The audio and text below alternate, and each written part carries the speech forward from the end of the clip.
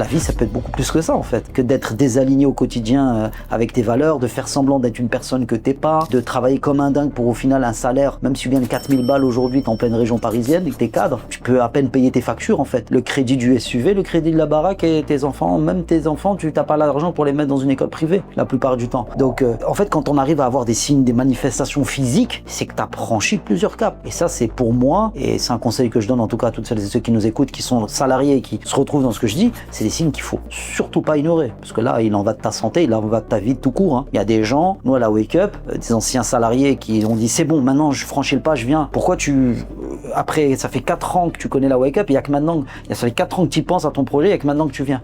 Il y a des gens, on les a ramassés à la petite cuillère.